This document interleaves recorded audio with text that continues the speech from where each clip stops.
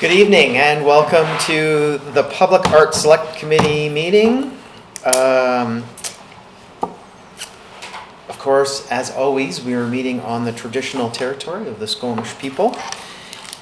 And I'd like to get started by adopting our agenda for tonight. And the staff recommendation is that the Public Art Select Committee agenda for November 6, 2019 be adopted. Is there an amendment to it? I'm not going to formally amend it, but you've brought it up, so once we've taken care of this recommendation, I'll expand very briefly on what Jackie's referring to. So who would like to move that we adopt the agenda? Moved by Catherine, seconded by Jackie. We'll call the question. All those in favor? Okay, motion passes unanimous. So in the ADP appointment discussion portion of tonight's meeting, we're also going to shoehorn in an ADP meeting update from Jackie. And as you can see, your agendas have timing points on them, or at least mine does. Nope, did. Okay, anyway. If your agenda has or did have timing points, just know that it's going to expand by about 10 minutes. It's okay, I got it. Because Jackie figures she needs up to about 10 minutes max to bring us up to date on the most recent ADP meeting that was held a few days ago. So the next item on our agenda is minutes from our most recent meeting, the Public Art Select Committee minutes from October the 2nd, 2019. The staff recommendation is that the Public Art Select Committee minutes dated October 2nd, 2019 be approved as presented. So we got a mover for that. Moved by Catherine, seconded by Amy. Is there any discussion on those minutes? Okay, seeing none, I'll call the question. All those in favor? Motion passes unanimous. Is there any business arising out of those minutes? Okay, great.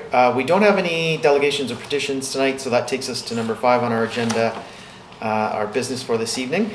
And the first item is a public art application from OurSquamish. And we're fortunate to once again have Constance, Wylie with us and Cameron Cope. Hand it over to you. Okay. Great. Thanks so much for having us back. We're excited to be here. Cameron, Constance, we're from OurSquamish. The rest of the board is also here tonight. And we just wanted to come tell you about our future project and ask for your help. So to kind of give you an idea of what we've done so far in the community. Yeah, the name of the project is Connect. So what we've done so far in the community, this is just a little hard to see there, I guess.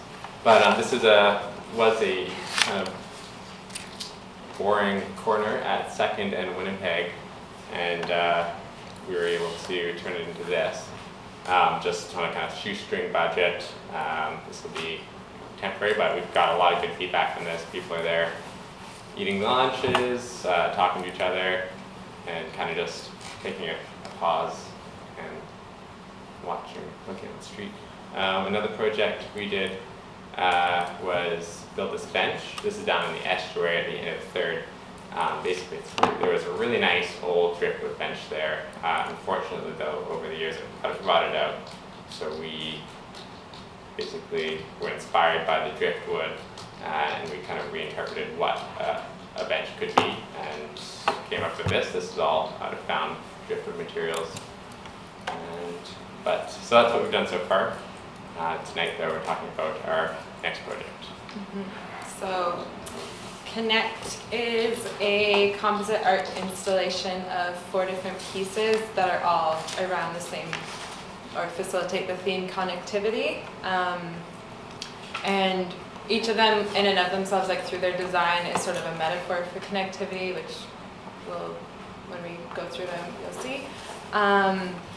But they also are meant to be like brighten up be located in the downtown Squamish area, and to enhance Squamish's visual culture, and to allow all of the users to experience different forms of connectivity and also to be like a conversation starter, and just like enable a more dynamic street culture in Squamish. Yeah, so our composite art installation is comprised of the following 4 project pieces.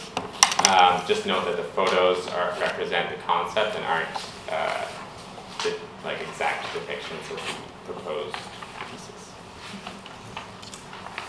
Okay, so living room, and I guess you all have a photo of this as well. The idea, I think this one is in Montreal, but the idea being that we'd take a 20-foot shipping container, cut out one of the walls, and maybe do a window or two in another wall, but it would be located in downtown, and it would be painted on the exterior, and then on the interior we would have, depending on the size, maybe 4 tables and some benches, and all of those pieces can be rearranged, so it's open to the public always. It can be used, depending on how it's set up, as just like a place for people to come, and I know we've got more and more street food, which is great, so people could just come and sit and do that. But it also, the pieces can be moved, so you could put the tables together, and then that would be a great space to facilitate like a workshop. We could have a pop-up art installation in there. You could have like a street or musical performance in there. So I really imagine it as like living a double entendre, that it's like alive because it can change, and the exterior can change as well.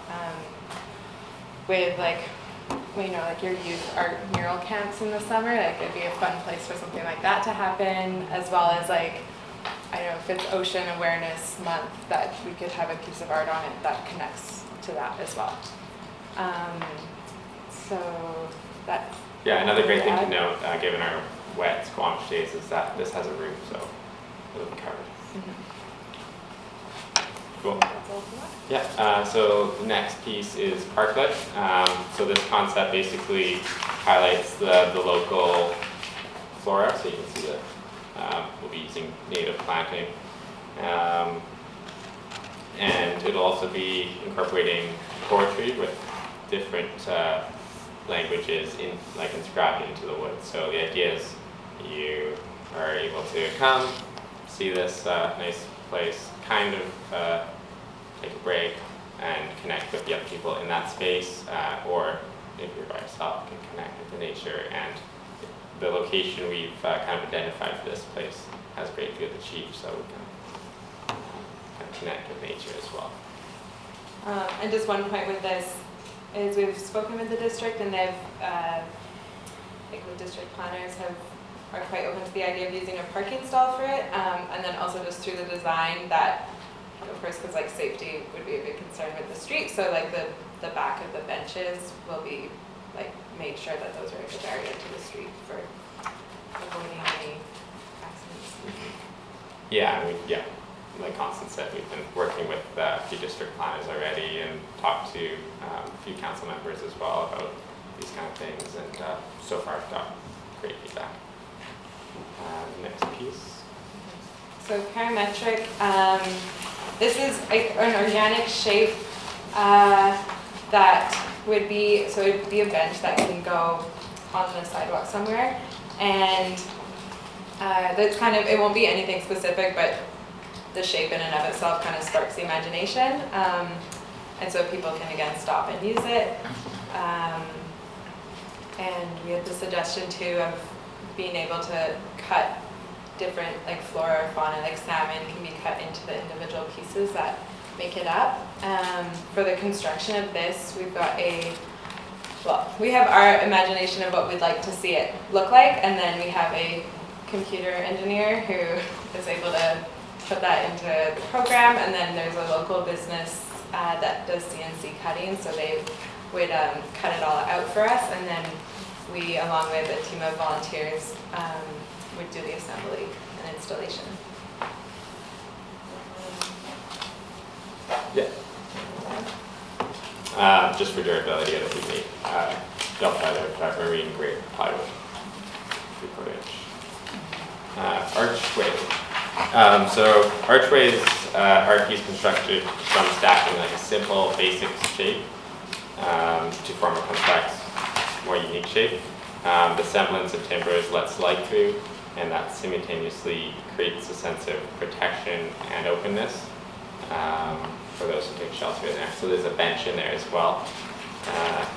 And the piece is kind of inspired by the people of Squamish and the connection between them, as each timber joint kind of forms an important connection that holds up the greater structure here, and just like each person in Squamish kind of has connections and holds up and creates. Yeah, exactly. Yeah. This one specifically is at UBC. We've got some really cool wood structures that are on the campus right now. But we'd imagine also that like this, we can, we have the capacity very easily to like do the cutting and the design of that piece, but then we'd love to again make it a community event for the actual installation. So engaging like volunteers or maybe like a class, like a high school class or something to do the actual installation of it with us. And those are 4 pieces. Yeah, so moving on basically is what we're asking. So for the full project, our ask is $20,000. So each piece is independently budgeted at $5,000, and that includes materials and any sort of specialty manufacturing or fabrication or transportation, mainly for the CNC and the shipping container. But that doesn't cover time or anything. So all of the construction, design, coordination, assembly will all be done on a volunteer basis. So we're strictly asking for money for materials. Yeah, so it'll be done by OurSquamish with help from the community. And our idea is that construction will happen in succession and all 4 projects be completed by June 2020.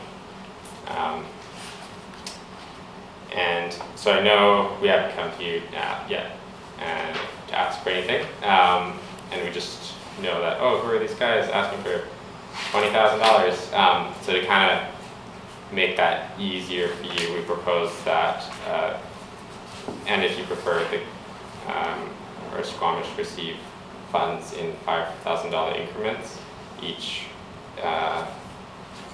basically with, so each, once a piece is finished, then we can carry it over to the next 5,000. So we'd only be getting $5,000 at a time, and if you don't like the first one, then you're only $5,000 in the hole, basically. But yeah, that was our idea to make it easier, but yeah. So yeah, I'm sure there's lots of questions, so that's the end of our presentation. Great, thank you. I have questions, Yeah. and this is usually a curious bunch. Yeah, so really. you remember from the last time. Yeah, last time we went a little overtime. So just to presence everybody, we budgeted to have this discussion finished by 7. So that gives us a little more than 15 minutes to really dig in with these folks and grill them. Perfect. So, questions? Catherine? So some of them are structures that people will be inside. So what have been the engineering considerations for them, and what sort of discussions have you been having in terms of codes and things that need to be followed for that? Yeah, so archway specifically is probably the one, it's the most concerning one. We've talked to district planners. They basically we're working with them on each piece. So with that particular piece, that's a representation. We may have to scale it back a little bit to basically they'll also be talking with the district engineers. And we've got an engineer as well that works with us to help with that. And then obviously like a shipping container, they're just very structurally sound. And the pieces that we would put into them, like the tables that I said that can be rearranged, they'd all be bolted in, so there's no chance of them like someone can't just go and flip it over. And so it's just like those big pieces and then the steel container. Follow up? Kind of, yeah. Thank you for that. The other one is, are there insurance considerations necessary for public use of these structures? I mean, I don't know if they say the OCM Pavilion requires to have insurance and things like that. So does anyone? Yeah. Okay. Sarah, were you indicating you wanted to talk on the first one? I'll just cover all of it, if that's okay. Yeah, so please. district staff are generally in support of these proposals, and I had a conversation this morning with planning, who are facilitating some assistance with maintenance, design, and planning, as well as location. I actually have on my list to discuss with our, basically our member of the finance team who looks after insurance for the district. It should be covered within our policies for public spaces and parks. Okay. There's a climbing kind of rock in one of our parks, and that's covered. So in terms of that, the district will ensure that if this is going forward, that everything is met. So it's not out of our budget? No, it would not be out of the Public Art Committee budget. In terms of the feedback that we're looking from the Public Art Committee is generally, do you want to fund these projects as public art pieces? And have you got any feedback from the public art perspective? Knowing that the district are in support and are going to work with the applicants to ensure that everything's met sufficiently in other areas. Okay, great. Thank you. Jackie? So, sorry, the other areas you're talking about, maintenance, security, Engineering, insurance, yeah. engineering. Okay, all right, Yes. those were my first questions. I noticed that two of the pieces, the living room and the parking lot, actually intersect with this piece that's going before the ADP. Has gone before the ADP. On the corner there. It's at the corner of Cleveland and Winnipeg, and you've got the living room right opposite it in the Corsa parking lot, I believe. And then on the south end of it, you've got parklet. Has everybody in the district that you're talking to sort of meshed these two together? Yes. Or three? Yeah, I was talking this morning basically with it. And then also we put those locations down as four that we thought would be appropriate, and then, but that was more than a week ago, 2 weeks ago. Yeah. So now we've been having more conversation with the district, so like those are very flexible, of course. Oh, okay. Yeah. My one concern was the parklet in terms of construction of this.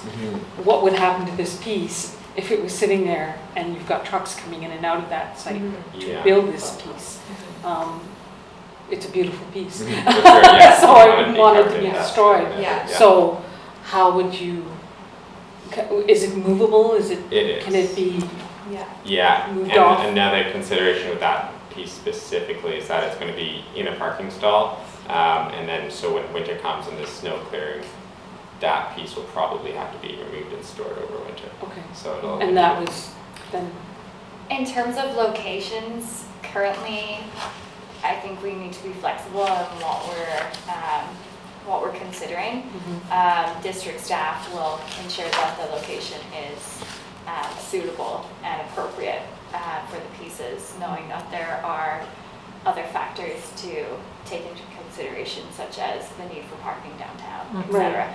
So there are a couple of proposed spots, and if the applicant is successful in getting funding, staff will select the most suitable spot and go through the processes in order to ensure that all grounds have been covered. Okay, and just a final question is, on the main street, the ADP and the district have, from what I understand, are looking at all the corners in terms of the public realm and public art and how to animate those spaces. And I just wondered how are those two being meshed with these projects? Are they being talked about in terms of using these pieces to animate all the different corners that are designated as public art spaces and public realm spaces. Yeah, are you referring to the downtown open spaces plan? Yeah. Yeah, so basically that's almost where we got our inspiration. Okay, good. So, yeah, Just wanted to check. yeah, totally. And that's it for now. Did you have another question? Oh, I Catherine? was just looking, considering the location of the archway at the north end of Ocean Park, and that it'll be right next to the climbing rock. And you can bet that the little kids will be wanting to climb on this, so that's Great, something great to, something point, to yeah. consider. Yeah, and In again, terms- those are just like, Yeah. this is an idea, but very Sure. flexible on the location. That's valid. Okay, I have Anna and then Melissa and everybody's in. Okay, go ahead, Anna. Just a quick one. You talked about events and programs in the living room. Who's going to manage that? So, our Squamish could, or we could open conversations with the Arts Council about like how that space could be used. But I mean, initially at least, like we would happily take on managing that and like creating the connections with whoever like interested parties in the community for using it. I'm going to go to Melissa and then Amy and then Jackie because you've already had a kick at the can. Sure. Go ahead, Melissa. I think that this is a great idea because we do get a lot of rain and there are no outside areas really that are covered to eat. So I think that's brilliant. But my main concern for this one and the parklet is taking up parking spots, being part of the downtown businesses. Right. And there's no parking for a structure to take up parking permanently or for 6 months to 8 months or whatever. That's gonna hurt.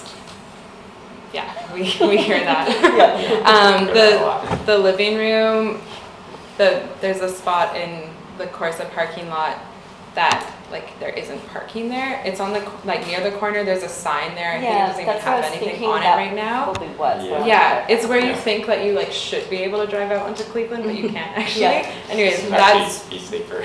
yeah. So that space I thought like it's not a parking space and it's kind of on the side. Like that's kind of where I would like love for it to be. But it doesn't need to take up a parking space. And then for parklet, we actually designed it to fit this corner at Cleveland and Winnipeg that has a spot, but it's not quite big enough for a car to park into, so it's just this big triangle. So that's where we were planning to site that. So it's a non-parking spot. It's a non-parking spot. Yeah. Thanks. Yeah. Amy.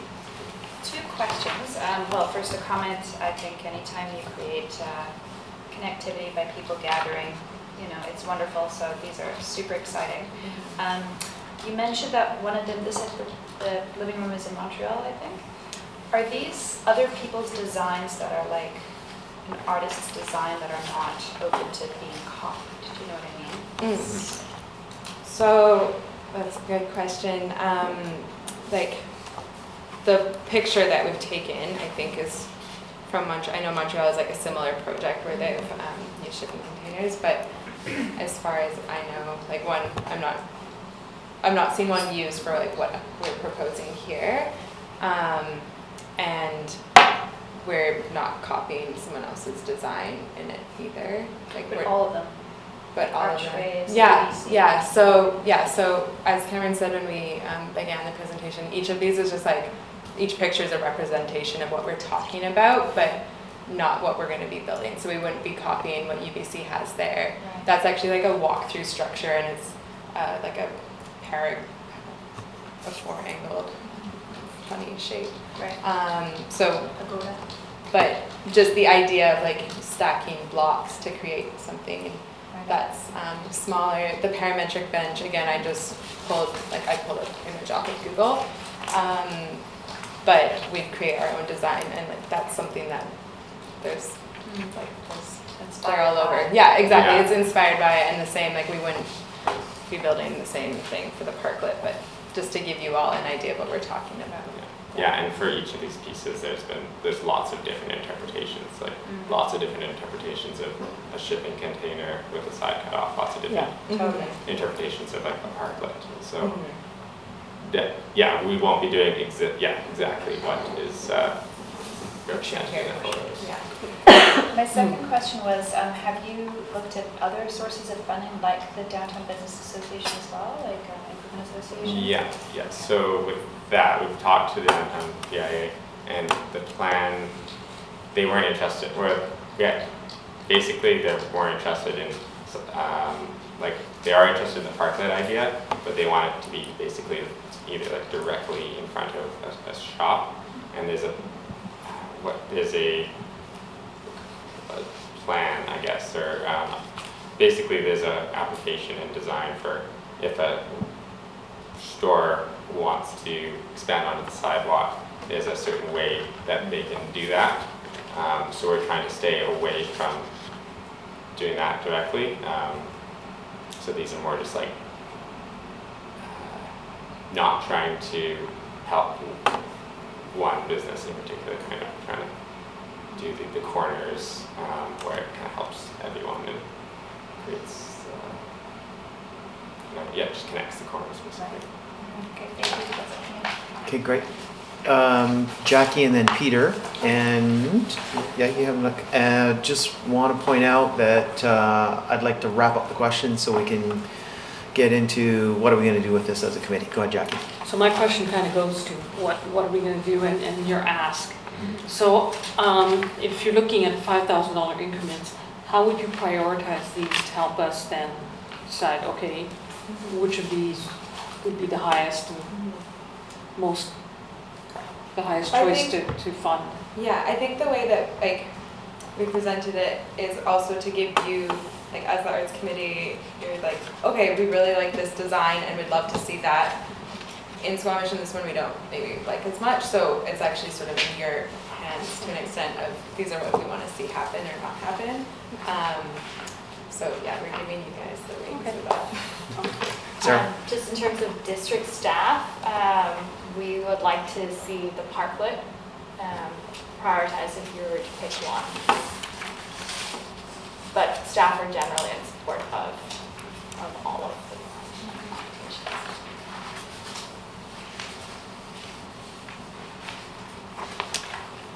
Jackie? That's Okay, good. thank Okay. you. Peter? Cool, really great. If staff's in support of these, there's not much of a question from there, so that's really good. But it's actually following from Amy's question. Often when something comes before us, it's an artist who comes here, we give money to an artist, and then we look at a piece of art and go, oh yeah, that's really great. So I think when you brought going to who's the artist piece, when you look at the parametric, it's very definitive. So that one is actually like, what is your process when you're going to do these pieces? Because it seems like you come to us as a space maker, as sort of like a facilitator of public spaces, not artists. So that is the only question there. And then the only other thing I'd say is, by the way, just for reference, the photo of the container is a 40-foot shipping container. Just Oh, for your no, reference. yeah. But you already said no, that I know it's just that reference. one's not for, I know that. Just in case one's somebody not else is like, for- oh, that's yeah. what it Yeah, looks no, like. that's a Like, good it's point. tiny, Maybe like half the size of that. $5,000. Yeah. Just so you know. Yeah, no, absolutely. It might be. Yeah, so imagine Wait. half of that. Thank you, Peter, for pointing that out. So yeah, I know we were talking about this, like it's kind of, we're not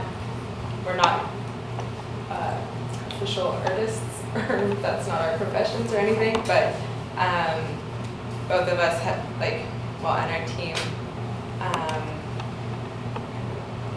guess we are artists, just not a renowned artist. But you're supporting up and coming. So I mean, most of it we would be the designers of it, and with so it's just like the parametric bench. You need to have all these technological skills that, I don't know how to use Rhinoceros or whatever those programming things are. So we have someone who does know how to use that, and then someone else who has the machine to translate that into cutting out those pieces, and then so we get to still guide what it's going to look like, but we just don't have the capacity ourselves to do all the technicalities of that. Okay, Jackie, I saw your hand, but I have two quick questions and maybe we're overlapping. Yeah. Number one, it's a yes or no. The living room where you're proposing, is that private land or is that district land? That is private land. From what I know, that Corsa Yeah. is in the Corsa parking lot. Okay, so then Yeah. that It's a begs another conversation question. for us Yeah. to have with Corsa. You have not had it yet. We have not had it yet. Okay. And you're indicating you can have the whole project done by June 2020. I don't know in my mind that that's realistic. Is that really realistic? Well, what I said to, we knew you would ask that because that seems like a very quick time. I guess a bit of it would depend on when the funds are available and when we can start. But I kind of joked with Cameron earlier, we're both like farm kids and I feel like we have this overworking, we're both And a hard great team. workers and Okay. we've got other team members with us and the passion and drive to get them done. Okay, I mostly just wanted to get a feeling for if you just pulled this out of thin air or you gave it some thought. You clearly gave it some thought, so Yeah. thank you. Jackie, are you still looking for a question? Yeah, and Okay, sorry, has to be I'll quick. make it really quick, and it kind of plays off of you is, if you haven't had the conversation with Corsa and timelines by June 2020, again, how do we prioritize this if you haven't had, if I would go, hey, build this, but if you haven't even had the conversation, how do we even say yes to this? Sure, yeah.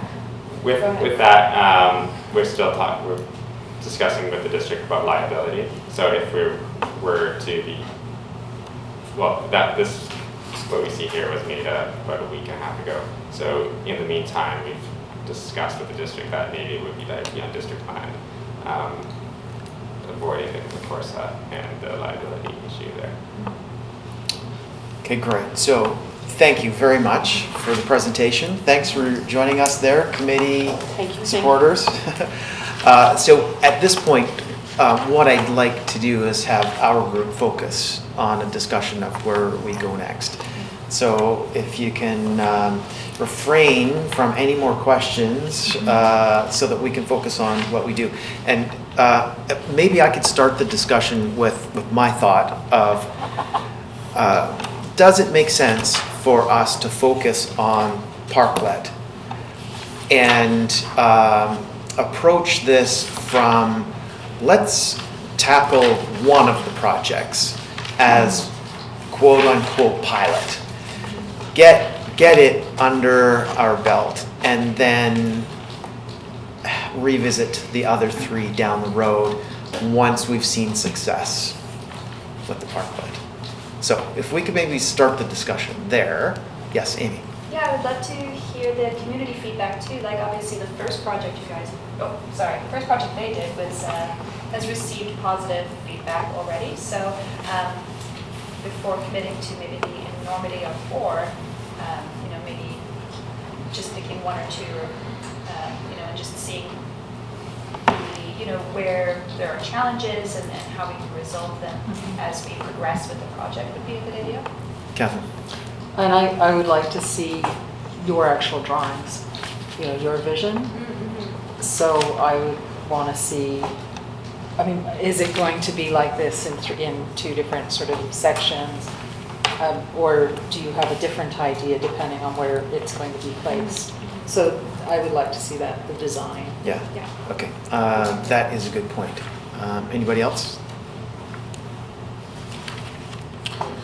Amy? Another thing is what we could consider is having one piece in multiple places, which is very much about connecting neighborhoods through a single design. The concept of public seating and gathering spaces is also the continuity throughout neighborhoods, but just the fact that there are 4 options presented doesn't mean that we need one of each different type. We could have 4 parklets if we wanted to. So just think about that as well. Although do keep in mind, this is the proposal that's in front of us. And I don't know that it's our place to dictate to our Squamish that this is what we want. And Well, it's a consideration. Yeah, absolutely, Yeah. absolutely a It's just consideration. something to We consider. could incorporate it into a motion if we so chose as a committee. Cameron, you want to just jump in on that thought? That idea is fine. Okay. It's, yeah, just presenting options to you guys. So flexible. But that would, sorry. Yes, Catherine? But with that, you're talking downtown or around Squamish? Because we did something like that in our first year as a committee with the fish, salmon, right? yeah. The salmon. Yeah. So we've got it in 3 different locations, and I was hoping that we'd continue that way, but it didn't happen. I mean, as we explore it, if we realize one is maybe less feasible or it's not, we don't love it quite as much as another design, we can replicate that design. It doesn't mean that we only can do one bench or one seating area. Jackie? Well, I like that concept because then it ties into the open streets and the placemaking of the corners along Main Street and connecting them all. And we can go even further beyond that, but at least then you have that connectivity of the open spaces where people can meet and gather. And this parklet kind of lends itself to that. Yep. Catherine? Yeah, and I just wanted to throw in there, and it's not necessarily for this project, but it is something that we as a committee should be aware of, is that when we're talking about connect, we need to talk more about all of Squamish as well as downtown, because we're talking about the taxpayers' money, and I think that we need to, there's never been anything in the Highlands, for example. There's there's the salmon in Brackendale. So someplace, and we've done crosswalks and things. So, we're just starting our 5th year, I think. And so I think it's just something we need to keep in mind in terms of the way our projects are going forward. Downtown is getting a lot. There's still a lot of development, and and it's a great thing that we are bringing that downtown. But we also have to think about the other parts of the community as well. It's all because that's why I brought up could the benches go somewhere else idea. Okay. So I'd like to wrap this up, and I think one of the most significant things that I've heard is Catherine's thought on certainty around the design. So one of our options, as I see, could be to ask OurSquamish to come back to us next month with a specific design, more design details of parklet. And in my mind, with us thinking ahead to granting the $5,000 for the parklet based on a more detailed design next month. So everybody happy with that? Anna? Yep. I think it's a pretty simple design in my mind. I think and if you're working with the district, I'm actually okay with that, just giving them the money for that, because I think it's the simplest one. That's just my opinion. Okay, now if you want to put a motion on the floor that achieves exactly that, I would certainly entertain that, but Melissa? Oh, I was just going to say that pretty much the same thing. Okay, Peter, is that a hand up that I'm seeing there? It's a tricky one because district has said that they think this should be the priority one. I was like, great, that should be it. And then I suddenly thought that this is less an art piece as a downtown BIA improvement thing for downtown, and back to your point about downtown versus something else. Whereas other pieces, if you create them, like the other way is the second piece I really like. If it had to be moved, it could go somewhere. If it didn't work, it could go somewhere. So just thinking about parking downtown, one of the conversations we had before, it's a complex subject, and so the time frame could be more complex. Now, district thinks that it's a given, it's easy, and park it's not a problem. But I just suddenly thought, is this actually I don't know if I've really summarised it very well there, but it's art versus downtown improvement, and that's where I'm like, not too sure it is. Okay, Anna? Did I understand correctly that you were going to put some words on it and make it more of an art piece? That's and that you're using a corner stall that really is not used for parking? Not used for parking, yeah. Okay, I just wanted to clarify that. Yeah. So would you like I still to... support giving them 5,000 to do the first project, since that is the number one that the district also. Okay, so I'm hearing something along the lines of a motion that says our committee supports $5,000 from our budget Yes. going towards the creation of this The parklet. parklet. Okay, With the district's assistance. all right. Devin? Hi, can I suggest a small word change that the committee support funding up to $5,000? That'll work for you? Yes. So you've got the gist of the motion I that, do. is there anybody that wishes to second Anna's motion? Melissa, seconded by Melissa. Discussion? Not seeing. Yes. Jackie? So are we saying that as of this evening, we would grant the $5,000 and That's then we what- ask them to come back to us with the design, or That's- just, Nope. it's a go? This motion is a go based on what we've got in front of us. Catherine? I don't support that. Okay. That's fine. Anybody else? I'll call the question. All those in favor? So that's Jackie, Amy, Melissa, Peter, Anna, me, and opposed? Catherine. So the motion carries with Catherine opposed. Great. Thank you very much. Thank you And very much. please do continue to work with staff. And I'm sure this committee will have you back at some point in the future to get an update on progress and Yeah, where you're at. perfect, great. Thank you so much. Yeah. Yeah, look forward to reporting back. Thanks for coming. Sarah, what's the open, it's not, what's the district's, is it the district's streets?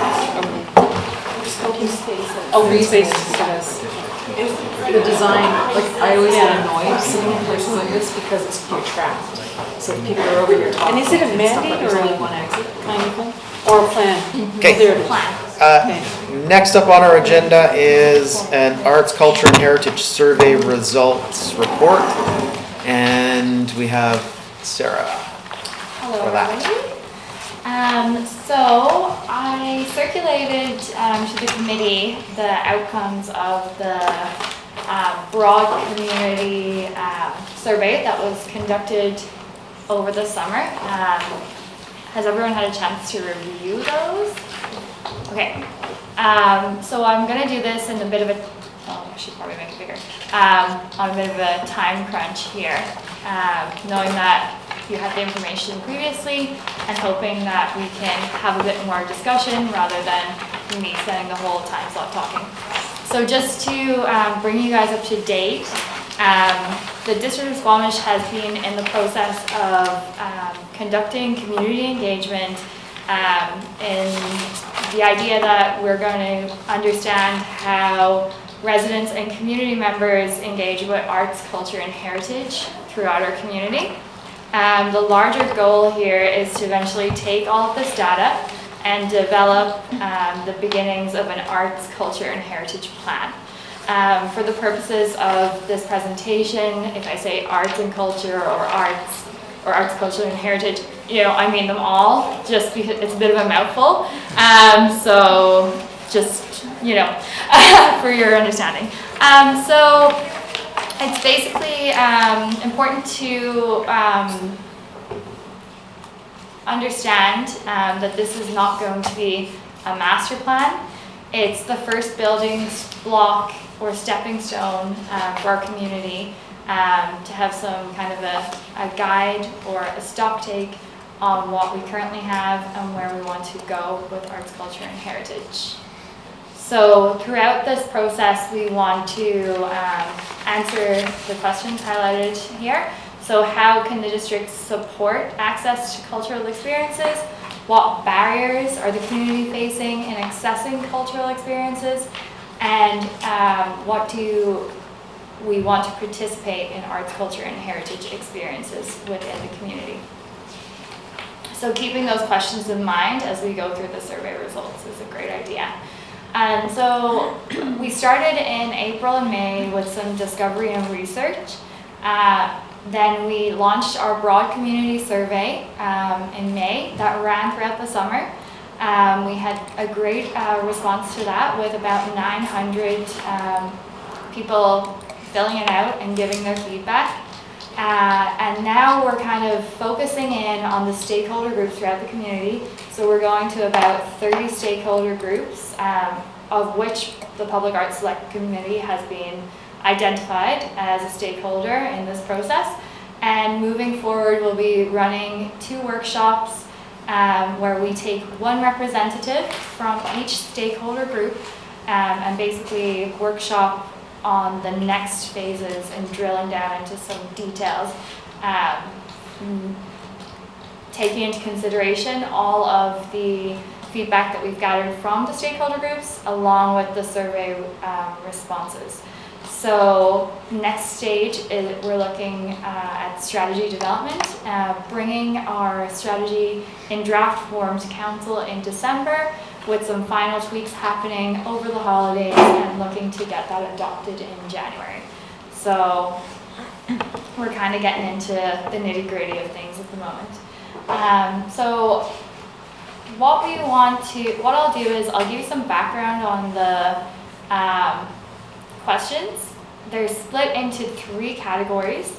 The first category is kind of trying to figure out what the current atmosphere of arts, culture, and heritage is within Squamish, moving into what the community aspires to see in arts, culture, and heritage, and then ending with what barriers currently exist to accessing arts, culture, and heritage within the community. So the first question, we wanted to find out how the community perceives that they are engaging in arts, culture, and heritage activities within Squamish. So I want to put that question and the results to the committee to see if you have any feedback on the numbers that you see, whether you think that's an accurate representation, and how does it make you feel as a provider of arts, culture, and heritage? Thoughts? This is awesome. Do you have like your definition, which when people fill that survey, you can bring up? So that's been a common question that's been asked throughout the stakeholder meetings. We haven't given a definition of arts, culture, and heritage in the survey because we didn't want to answer that question for the participants. So if a person was filling this out and they considered mountain biking culture as culture, then they could respond in such a way. We also didn't want to give a list and miss something on the list and have that predefined for people before. So it's it was left open for individual interpretation. But just to qualify that, then when you get a response of 32% 1 to 3 times and somebody put mountain biking and 5,000 people have put mountain biking, you would have recorded that and know that within that category that was mountain biking as a arts, culture, heritage, or it would be just 1 to 3 times? It kind of gets into the the categories of arts, culture, and heritage further into the survey. Right, okay. I perceive that people who answered this question wouldn't, necessarily think of mountain biking culture. Okay. However, there's been some discussion on the 1 to 3 times and what people perceive as arts, culture, and heritage experiences. Like, is it something that you commit to and you buy tickets for? Or is it something like you walk down Cleveland Avenue and you see public art? So. Anybody else with thoughts? Okay, let's move on to the next one. Okay, so moving on to the next one, we have, do you feel that there are enough arts, culture, and heritage experiences in Squamish? So from this question, we wanted to find out if the community had appetite for further arts, culture, and heritage experiences within Squamish. So we have some results here saying no, that they don't feel like there's enough, 30% saying yes there is, and 10% saying other. When we drill down onto that, we see the results there with about half of the respondents saying that they want more. We have 27% saying lots when looking for it, 18% saying not enough to participate in, 4% think arts, culture, and heritage is non-existent. 3% don't feel like we need more arts, culture, and heritage, and 2% feel like our community is already culturally vibrant. So some extremes in the small percentages, mostly people wanting more and people feeling like we have a lot going on. How do you feel about that as a provider? Is there anything that tells you that you didn't know before? Scale, the scale, I mean, it's high, it's almost 3/4 that either think there aren't enough opportunities or want more opportunities. So that's a really great statistic to take to partners in the community and in government, that, you know, we are, you know, because when it comes to entertainment and art and everything else, we kind of come second place after Whistler. And so this is really great going forward in terms of being able to show this to people as the community continues to grow, and also like showing it to developers and showing it, but just to everybody. It's great that we've got this info. And film is missing. Yeah, I was going to say there. We don't have a movie theater, and eventually that conversation is going to come up again as more people move here, I think. Great. Anybody else? Okay. Next slide is a pretty busy slide, a lot of information here. What we were trying to discover through this question is what types of experiences residents participate in and would consistently participate in going forward. So we purposely gave examples or listed experiences that currently exist within the community to see how they were kind of, you know, how the community valued them and what they're most likely to participate in going forward. So we see in the top 5 we have live music, theater, festivals, markets, and public art.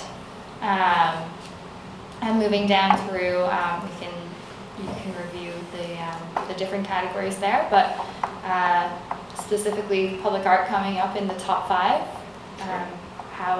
What's your reaction to that? And yay. What was the breakdown of respondents as in age categories? Like, and how many people responded to this? So the age category breakdown, we had 6.7% between 19 to 25. We had 26 to 30-year-olds, 9.3. We had 31 to 39-year-olds, 19%. 40 to 49, 40 to 49 was 25.9. 50 to 59, 13. And then we have 60 to 69 at 12, and 70 plus at 1. Thank you. I can share this with you. My eyes might be going funny. Just me, hopefully not a tricky question. It was a trick. No, so Yeah, I've got yeah. another one related to this. How does this represent our current population?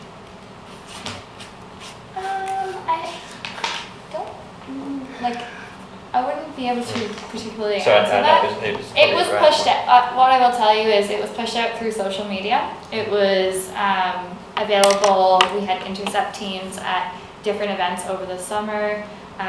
It was advertised quite heavily. So we feel like we had great engagement, but whether that or not that represents our statistical population of Squamish, I haven't looked into that. The reason I mention it is because just in previous surveys, sometimes you get like a demographic that is really engaged in a survey. And then we look at this, go, wow, it's amazing because these numbers, like, oh my God, this is but it doesn't represent the people who respond, because I think maybe in my age group, they just haven't got the time to respond, but it could be the biggest demographic. So that's the only reason I ask it, looking at statistics and statistically speaking. I'm just trying to figure out because I think it's awesome. This is like Kathy's already said, it's like really valuable information. It's great. I'm just trying to, some bits we can go, okay, that's really valid data, and the other one's like, you know, how valid is that data in this? Yeah. So You went beyond social media. You went to traditional sort of print, and you had it out in traditional, like Brendan Park, and places where a mix of of people would meet and go and access things in the library and stuff, so Yeah. I'm thinking that it wouldn't just be focused on one demographic. My question isn't whether the effort was done on the district, whether they went to other places. That's I know they did. No, and but I know I'm just maybe- saying it would be then, you'd get a capture a wider audience. No, because some people in a certain category don't respond, and that's why if you look Yeah, fair enough. at statistics of what the population is, you put it next to your survey results, then you can quantify the data that comes out. That's all. Catherine? Well, this is a self-selecting thing, so it's different than if you were doing a phone poll and you Yeah. had to hit, For sure. you had to hit so many people in an age Absolutely. demographic, a sex demographic. Because I mean, just looking at here, were you, for example, at the beer festival doing Yeah. this? I don't think the beer festival I'm just, No. okay, and I just bring it up because, you know, public art has beat that craft beer tours, right? So you know if you hit a certain demographic, that it's gonna be beer tours all the way, right? Yes. And that could be an age group, or it could be, you know, men versus women or whatever. So I think, you know, I think this is very positive, and I think what's so positive is just the sheer number of 900. Yeah. Like we're well and away, that's well and away above the usual suspects, if you like. Very And good that response. was my point. Yeah. It was Yeah.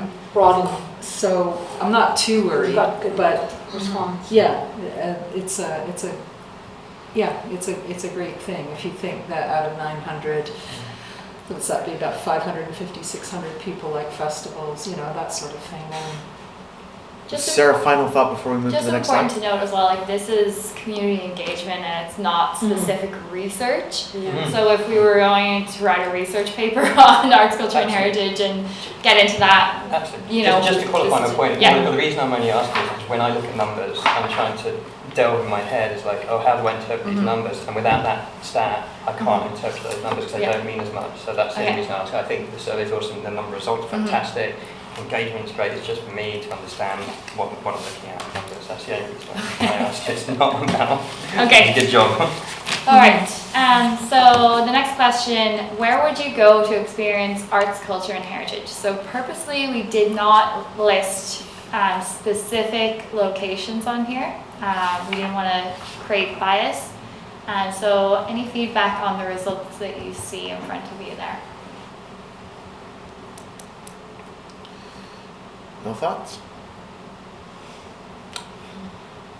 Next slide. Next slide. I would say that local business is not being defined as, like I said, a movie theater or a bowling alley or, you know, that those sort of things that Squamish had and lost 10 years ago, say.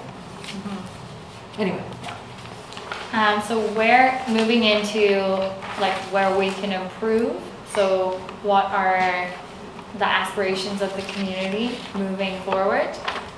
So more dedicated spaces coming in at 55%, funding sources, and performing arts in the top 3. Public art showing up there quite strongly as well, with I think it's about 37%. So any thoughts on that? Does it tell you anything that you didn't already know? Any feedback? Do you have the specific percentage for we do not need to improve? 7, 6. I No- do no not biggie if have you that don't. in front of me. I think it's probably Yeah, 6 or 7%. 6 or 7%. Maybe I do actually.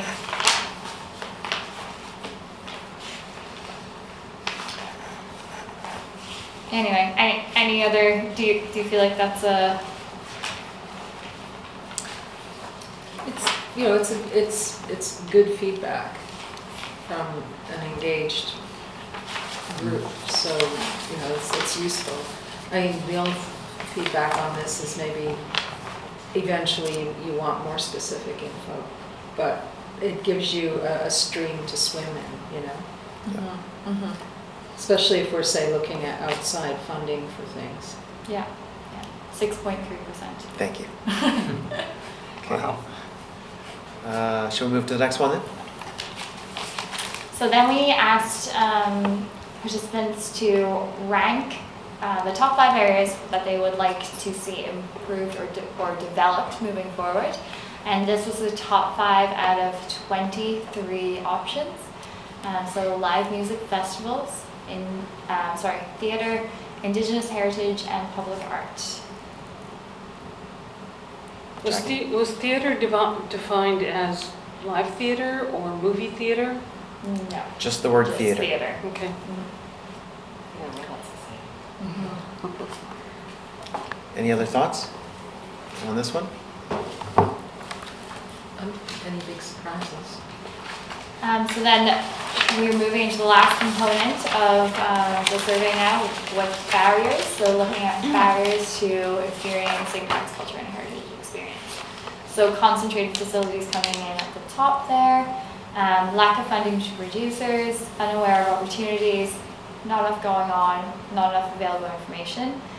Technically those three could probably be considered as, you know, overlapping a little bit, unaware of opportunities and not available information, not enough going on. Perhaps there's a gap in information. There is. Costs are too high, limited opening hours, I don't have trouble, and hard to get to or access. Feedback. What were you referring to? Well, I have I mean, you know, with my background in the newspapers, I think the chief could cover the local arts community better. And probably, you know, other media outlets too. Yeah. So I'd love to see an improvement there. And just in terms of what's going on. Any other thoughts on this one? And the final slide is a word cloud. We left the barriers question open-ended for some written responses. And these are the most commonly used words that came up through those write-in, through the write-in segment. So just for your information, and if you take any, have you got any feedback, is there anything that you take out of those words presented there? Catherine? No, nothing. I was Oh, just. that sounded like. Yeah. You know, it was a big song. I I have a haven't been thought. to the theater for ages. I know. Wish they Same could. here. Yeah. Well, so Any theater. Yeah. this presentation was given to council previously, and when I saw this word cloud, Catherine, something that you've sort of been hitting at a couple of times in this conversation is the size of the word theater. Theater. And I think that's reflected in a lot of people in this survey hitting on the word theater with cinema, movie, theater in mind. And that's Yeah. possibly why theater has emerged as a fairly significant theme out of Yeah. this survey. I mean, we have great stage theater in Squamish. We're very fortunate for a town this size. But, you know, it's not drawing 1,000 people. It's at a time. It's so, yeah, it's curious anyway, yeah. Anyway, I sighed because those are like my favorite words. Except for lack, but. Okay, so that's all that I have for the committee on arts, culture, and heritage strategy. The workshops are going to be held probably within the next couple of weeks. And did you want to nominate somebody to attend those workshops? Are they in the evening? They will be held in the evening. I'd be interested in knowing if I can have the time. Is there anybody else on the How many are there? There's going to be two, and it will only be one that will be required to be attended per stakeholder group. So there'll be an option of 2 dates for the person who's going to. Yeah. If somebody else wants to go. Okay, so the stakeholder engagement, there's a specific number of people that are involved in each of the two, and it's by invitation? That's the scenario? It will be going out by invitation to all of the stakeholder groups to send a representative to one of these workshops. And these are being held in December? They'll be in November. Oh, So the so- first one is I'm just working on the dates with the facilitator, but hoping to have an email out to the stakeholder groups tomorrow with those dates. So we should know someone from our committee is going to be. Yeah. Who's interested? Catherine is interested. Anybody else is interested? I'll go for SAC, so I'm not. Okay, so you're already You're a part of the action? Yeah. Okay.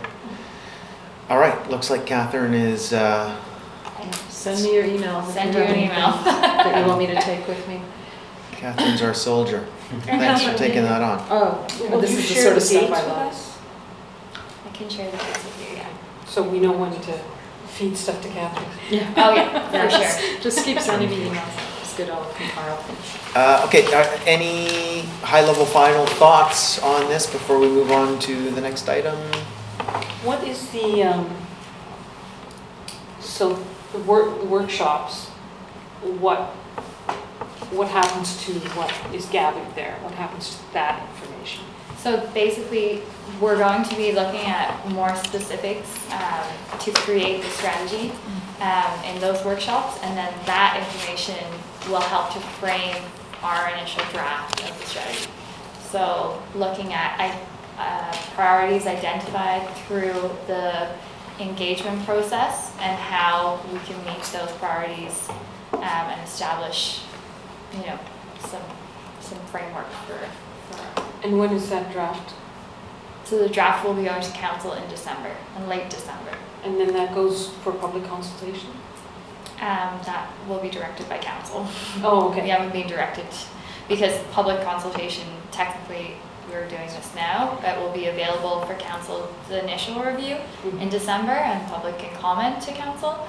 And whether or not they direct us to go for further public consultation. Quick question. You know, I'll represent the committee and talk about public art clearly, but am I allowed to talk about other things too? Or Of course. just generalize? Okay. Yeah. I just wanted to know that I can represent my own big brain. Because it'll happen. You're not confined. It'll happen. I'll start saying stuff. That's what we want. Okay. Excellent, thank you, Sarah. And let's move now to the ADP issues. And Jackie, I'd like to start with your update out of the most recent ADP meeting, please. So at the last, there were 2 meetings in August. We had no meetings in July and August, just because. And so in October, there were 2 meetings. I was not able to make the second one because it was a review of, I've forgotten the name, Redbridge? Redbridge, thank you. It was a second review of that one, and I haven't received the notes from that one. But this first piece was on Cleveland and Winnipeg. It's a fairly major intersection. It's right opposite the course of bicycles. It's kind of the entranceway to Squamish, the main downtown. And this was the second time this piece has come back to the ADP. There was a lot of discussion about the external public art features, like the cornices, etc., that it didn't quite represent the West Coast style. And that's what was the major take back for the designers and the architects, was that the committee felt that they needed to go back and review that and incorporate that into a redesign. What was exciting about this piece was that they had actually incorporated the space on the corner of public art and public engagement. So I'll just send that around. That was one really exciting piece, but it is a major piece that is, again, speaks to the open spaces, public art spaces mission as well. So that's a fairly significant piece that one of the people on the team was interested in bringing their proposal for public art to our committee. So they are very interested in, I don't know when that timeline will happen, but they would like to meet with us and understand artists, the RFP process, how do we engage and bring that public art realm to that space. And it's got public art. Yeah, they've What- actually incorporated it in the design. When you say they, are you referring to the developer, the Yeah, folks from the developer, Lexi? yes. Okay. Yeah, and I can't remember the other, it's Lexi and there was another gentleman and I can't remember his name. Probably the architect. I think it was the Lexi architect. being the developer Yeah, and and then the a architect representative was of the the one, architecture firm. yeah. He was very interested in bringing a proposal to this committee. When that would be, I'm not sure, because it still has to go through other Yep. parts of development. That's really encouraging. Yeah, it was. So that's this piece, and then the affordable housing piece on Buckley Avenue is the other piece. I think I presented that. You at talked the about that previous- previously, yeah. So those are two pieces that are going to come forward to this committee, which is really exciting. The second piece that was presented to us is actually on 3rd Avenue. It's quite artistic. It's, from a heritage perspective, the architects and the designers went back to the mining history of Squamish and drew upon that in terms of designing the space and the external elements of the piece. It's not as dark as it looks on this piece of paper. It's a little lighter. We had actual structural pieces to look at. I thought it was it was a little too dark for our gray skies and rainy days, but it's on 3rd Avenue, so it doesn't fall within the public spaces, but again, because it's a mixed-use development, the architects and the designers are interested in talking to us at some point about some of the spaces, internal and external, and incorporating public art into this. So this way. And that's That's it? for now. Okay, thank you very much. The only other thing I was going to say is I'm noticing the more I say this in that space, that more of the other architects who sit and critique all of this are now starting to say, look at the whole building as a piece of public art. Look at the landscape pieces, the greenery that you use, and use it as public art to sculpt and shape what it presents visually to anybody passing by. And it's nice to see that transition, because I thought, okay, how many times do you have to say it before it starts sort of permeating, and it's starting to permeate. So that was kind of an exciting transition I heard. I have a quick question while Catherine. you guys are looking. Yes. So that building that's up on Cleveland with the lovely paintings of the trees on the sides, was that anything that we discussed at any point? It just magically happened. That's, Sorry. Oh, I was just going to say, because I feel like it's going to do at least as much. I mean, people are losing their minds over it. yeah. Seriously, and I think that it will be a great sort of thing to dangle in front of other developers and everything. Just say, look at how affecting that is. Jackie, I know you have thoughts on this, but I just want to point out that Cleveland Gardens, the building that you're Yeah. speaking about, Yeah. is the same developer as It's the same this developer? project here. Okay. It's the Lexi Group. Yeah. Yeah. Okay. Thanks. Jackie. That's great. Well, and he actually came to me at a previous meeting and said, you know, how do we incorporate art and how do we get to the public art committee? And I said, well, okay, there's processes and, you know, we'll go through this one and then come to us once you feel that you're at the right stage with the district. And we'd be open to you coming in. I'm very excited that he, as a developer, wants public art on his buildings or incorporated into as many spaces, both internal and external. So, you know, the public galleries where people walk through and take elevators or whatever, those would also have public art. So. Okay, great. Anything else from anybody? Just to Yeah, your Jackie. point, I don't know that Liesl came before this committee. I wasn't. No, I don't. Nope. I think she was just engaged privately by the By developer, Lexi, yeah. which is kind of exciting. It is exciting. Yeah, it is. That it happened organically on that front. And all sorts of people are commenting on it. Everybody's commenting on it. It really affects them.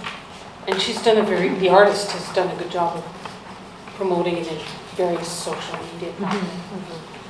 Yeah. And she's very prolific. Oh, she is. She's the creator of the Angel Wings. Yeah. Yes. That I'm sure everybody's familiar with. And then on the other side of that breezeway is the Eye, Yes. which is also Liesel. She's working on it. And then she's done stuff in alleyways. Yep. Some of the alleyways, laneways. The back of Saha. Yes. And the back of Corsa. I'm not sure who did the back of Corsa, but the back of Saha is her work as well. The whales? Whales, yeah. It's Whales. a mural of birds, and it's like a very house-oundish kind of Oh, mural. yeah. So, 2 thumbs up to Liesel. She's really, she's painting our downtown, almost single-handedly. Hazeltown. Yeah. The only thing I was going to say is trying to get art into the, and I'm starting to hear it, is into the business district. And you're starting to say, oh, Mhm. we need to have those buildings also incorporate art on, large slabs of concrete, and also use landscaping material as so. Great. So as these are circulating, the discussion that I wanted to have about ADP is basically come out of a lack of policy around the public art appointment on the advisory design panel. So Jackie has had that task for about a year now, and there is nowhere in terms of reference or policy that talks about when Jackie's appointment would end.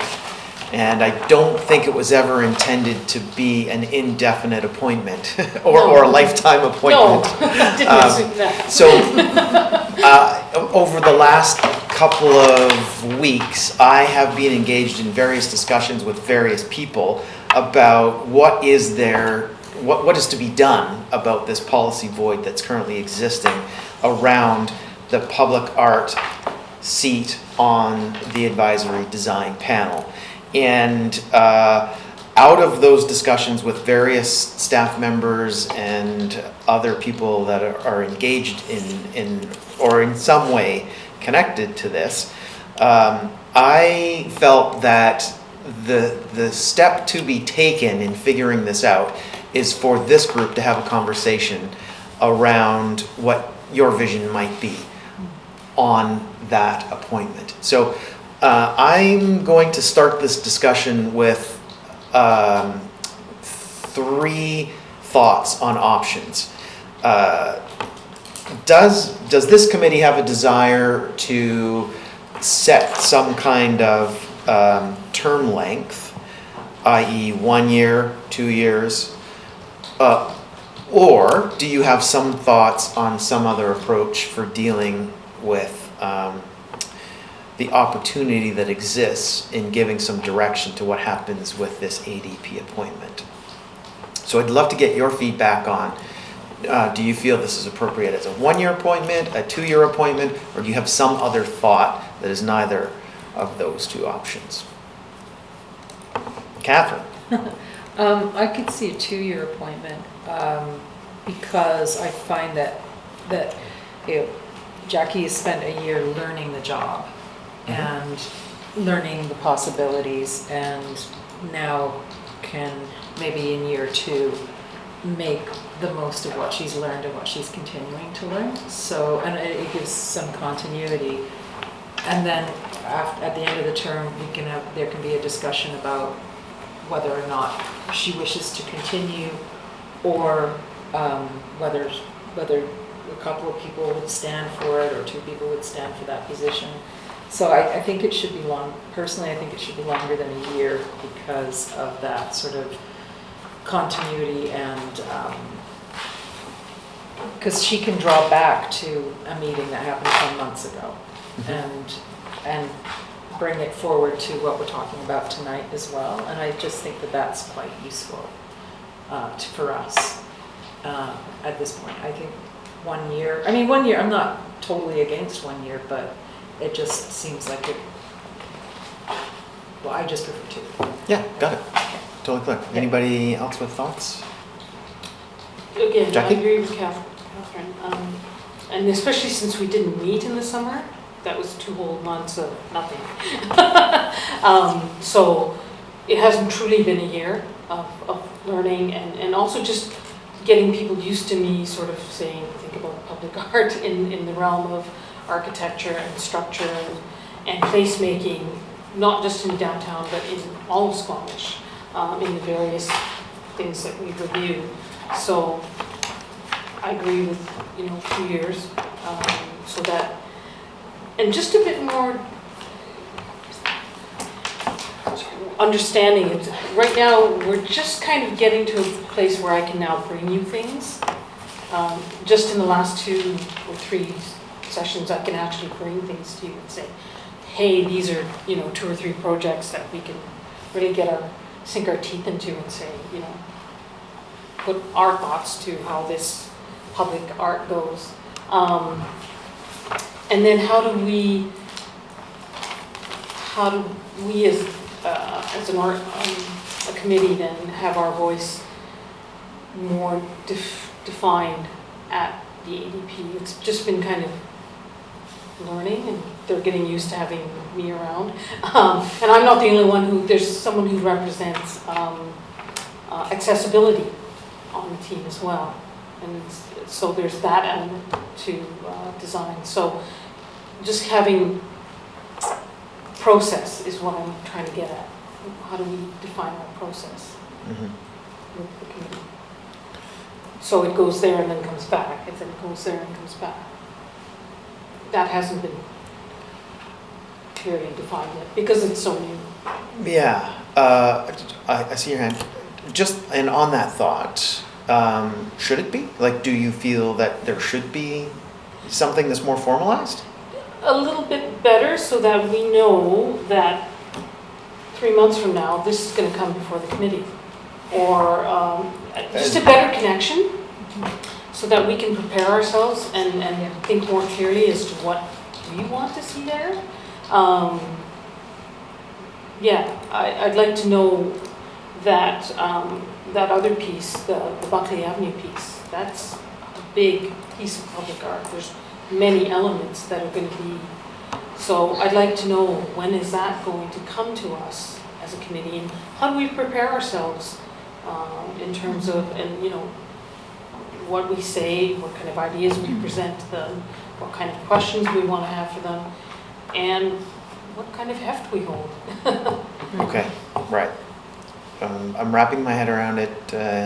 Okay, filed for future. Yeah. Catherine. And I think that's part of the value of having Jackie continue in the role for a little longer, because maybe these can be our goals for the next 8 months or whatever till next summer.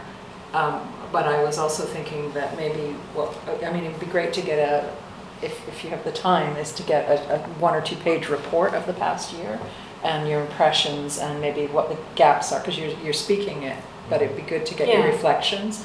And maybe we could give her a list of 5 to 10 questions that we want answered. And that's the thing I'm looking for. Yeah, the journalistic kind of thing. Right? So just ask, because it's true. I mean, I'm learning a lot from you in terms of how, because there's so much happening, and we're all our heads are, like the whole town's heads spinning about the amount of construction downtown in particular. But I still don't quite know a lot about what we can do, just what you were saying anyway, sorry. It'd be great to just have those questions answered. Okay. So that is a little bit beyond the scope It of is, what I wanted to cover in this for discussion. sure, and which is fine. And duly noted. Yeah, just an option. Yep. Any thoughts from anybody else that we haven't heard from yet? Oh, okay, you're next. And just one more thought. I had envisioned this conversation as being high level at policy, as opposed to what's happening right now. My thought is more of how do we guide into the future? So not about Jackie and her appointment. It's Yeah. about the committee and the committee's relationship with ADP and how it functions. Yeah, and Just so we're that's clear. kind of what I Yeah, was getting at. and I think that knowing what Jackie's experiences have been will inform that. Okay, good. Anna? Was there someone appointed to the ADP before Jackie? No, there was not. Okay. Jackie, so this is a relatively new appointment and relationship. And maybe, I think Devin would probably know this history better than me, but I believe that before I came onto this committee, there was a desire to have public art representation on the ADP, and the chair of the day, who happened to be Mayor Patricia Heitzman, I believe her thought was, let's create a space on ADP that is an appointee from this committee. Do I have that right, Devin? Yes, correct. Okay, I think that's right when I came in. That's why. It sounds familiar now. And I So think there was you, nobody. So Yeah, so there was nobody before that. Okay. I think the three of us came in fairly close, Around the same time. yeah, in time. If I may offer just a bit more background, was that there was conversation around the table in terms of how was the committee to make a determination on a candidate to sit on ADP, whether or not that the conversation around that was whether or not that was to be formalized, and so prior to the formalization, the background was who's interested in sitting on ADP, and 2 hands went up, and then 1 remained. So that nomination happened in September of 2018, and it first sat in late November, early December. Okay. I think what I would like to do is take this feedback back to staff, council, and we'll process and move from there. What was, you say 1 year to year, what's the word, normal, what's normal policy within committees and district and everything else? Like why would there only be 1 year? Why should there be 2? Okay, so let me kick that can first, and then I think I'll go to you if you have thought. Normal, I don't know that applies. Typical. So if we were to look at precedent, what is already out there, I believe all of the ADP appointments that have some kind of time frame attached to them are 2 years. Now, contrast that to the council appointments. So my appointment as chair to this committee is 1 year. Councillor Herford is on the library board. That is a 1 year appointment. Councillor Anderson is on the Smoke Bluffs Advisory Committee. I might have the name slightly wrong on that, but the Smoke Bluffs Committee, generically. Councillor Eric Anderson has a 1 year term there. Our appointments to the Squamish-Lillooet Regional District are all 1 year. So by pointing to all of those, I think my point is that there's generally lots of 1 year appointments, lots of 2 year appointments. I don't know of anything longer than that in the world of committees and appointments. So we have a mix of 1 year and 2 year appointments. After 1 year, can you then do a second year? What's BIA? Is that what it is? I have no idea I yet. don't know. So in the case of council appointments, historically, councillors have been reappointed a number of years in a row. There's no, as best I know, there's no term limits, so to speak, for those council appointments. I'm going to turn it over to Sarah and Devin to just pick up where we've left with this. Ditto. That's it? Sarah? In terms of ADP committee specifically, they are limited to a they can only be nominated for a second round. So they can do 2 2-year appointments, and then it would be up to council to make an amendment to the bylaw if they wanted to consider a further 2-year appointment. There is one exception for that committee where the accessibility expert has been reappointed a number of times. Yeah.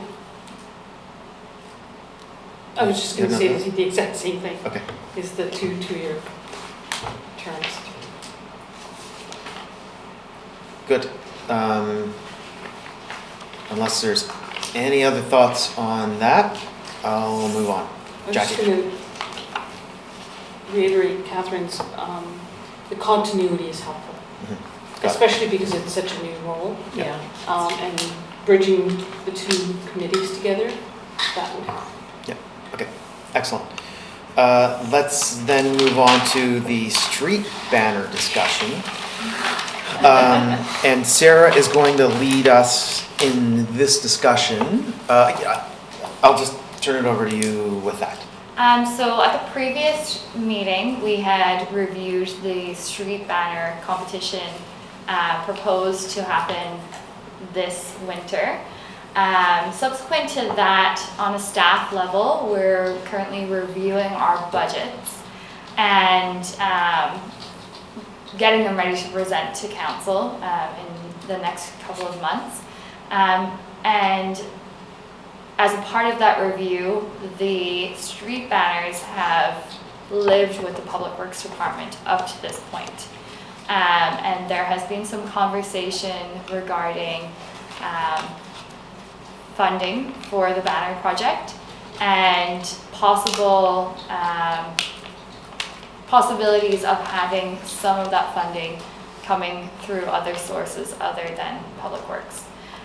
So knowing that this is a 2-year project, or 2 to 3 years, this project reoccurs, knowing that that is a project that is ongoing, is there appetite from the Public Art Committee to dedicate a portion of their funding to the street banner project on an ongoing basis?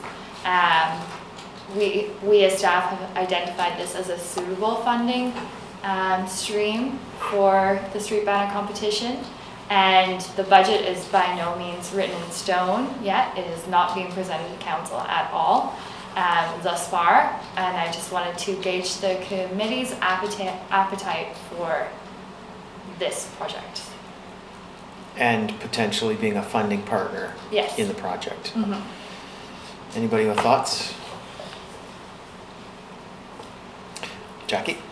I'd like to see it a bit more formalized. It, as Catherine had pointed out, public art tends to be concentrated downtown. Mm-hmm. I'd like to see some streets picked in other parts of Squamish that also receive this kind of enhancement, because it's growing, and we've got a whole business park that's expanding at a very rapid pace, but looks kind of barren in terms of artistic. Just an aesthetic is missing. I'd like to see that a bit more formalized on picking. I mean, yeah, we have Cleveland as our one, that maybe other streets in other parts of, like maybe one street, a main street within those other areas gets. Sarah? So just for the committee's information, Tantalus Road is also a receiver of street banners, as well as the roundabout near Walmart in the industrial park, or the business park, is a receiver of street banners as well.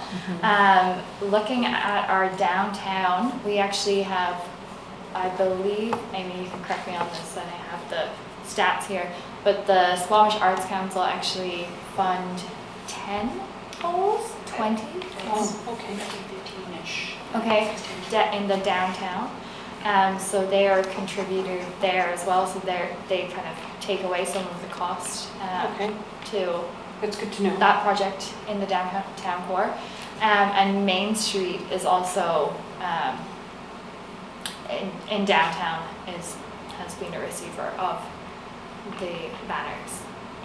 Devin? I would add, to help the committee, I would I would consider the scope of this conversation, the banners themselves. Poles are another very expensive conversation, and they are much beyond what I would recommend to this committee to support.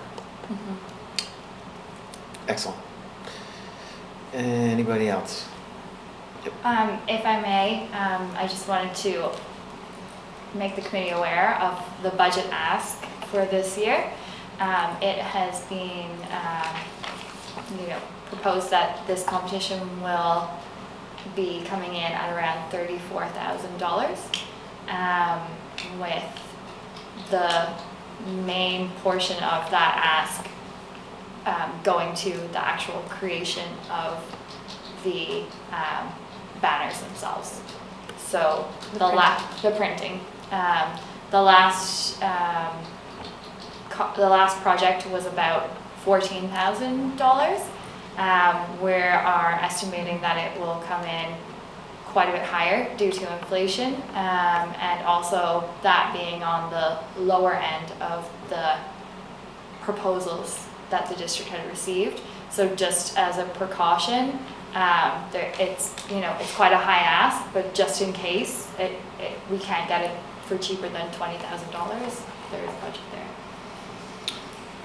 Okay, so I have some thoughts on this, specifically that what I see an opportunity here for this committee to support a community initiative in a way that this committee hasn't supported in the past. We've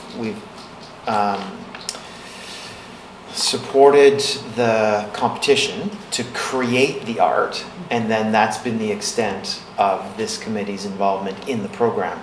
Now, if we were to dip into our riches, and you'll see in a moment from the staff update that this committee has a fairly significant amount of unused funds. If this committee was to commit an amount of money to the street banner program for the actual printing and hanging of the banners out of the budget that we have and the funds that are available to this committee, we could potentially leave council in a situation where whatever amount this committee commits to the program, funding could go to youth initiatives, other budget pressures that council is facing. So, this is something for us to consider. We could do a huge favor to the street banner program by committing an amount of our budget to this program to ensure that it's funded to the same level that it was last year. So, yeah, we could make that statement of come to the table with an amount and say to council, we wish to support the street banner program, to an amount of money, with an expectation that the program steps up from last year. We can do whatever we want. It's our committee. Yes? Without seeing our budget, it would be nice to see the budget and what we've committed to this high school program and things like that, and what's left. There you go. You want to give us a little context around the numbers? Yeah, so add 5,000 to 26,000, and you're looking at 31,600. So that's for 2019. So you still have lots of room to play. Until March? No, until the end of the year, and then you'll run it, and then you'll start a 2020 budget. Okay. Catherine? Is there any, I don't know in all of this where our reconciliation project is. It eats at me. I want to do it, and I don't know what's going on. Yeah.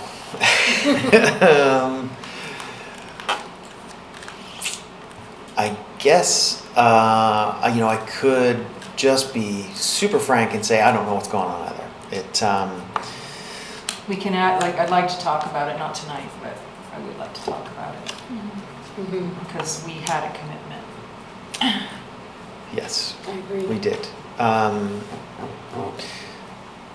Sarah and Devin, in our next agenda planning session, let's throw at least 10 minutes of thought into Catherine's I just thoughts. want to know what the status is, and I want to see something. Well, I think the status is fairly easily summed up as on hold.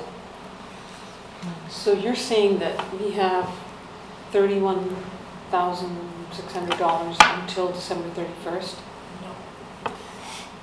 You have spent to date $26,600 tonight, plus the additional 5 tonight, Yeah. bringing you up to 31,600. Okay. On the right-hand side is your general recommended breakdown, but it does not have to be that. And could, I'd like to know more about $12,000 unassigned. What does that mean? What is that? It's just that when the committee 5 years ago was founded, they were generally operating. Sorry, I need a pen. They were generally operating under a $55,000 annual budget, and so that 55 was broken down into 25 major projects. Oh, you deleted it. 25 minor projects, and then another 5 for maintenance. Nope, that's not right. It was 15 for minor projects, and then 10 for maintenance. But the committee, to be frank, has never actually operated that way. The minor projects have been the minor projects and the maintenance budget together have basically been one pot that has been a combination of actual projects and grants. So after this evening, we have $5,400 left, or $5,400 left? In our 2019 budget. Which goes till December 31st. Okay. And then what do we get as of January 1st? You will participate in the budget cycle, and you'll know when the bylaw is passed, the 2020 financial plan. So am I correct in just following up on your thought? This committee has a 2019 budget allocation of $5,600 left, if we so chose. 54. We 54? Yeah. We could commit that $5,400 to the street banner program.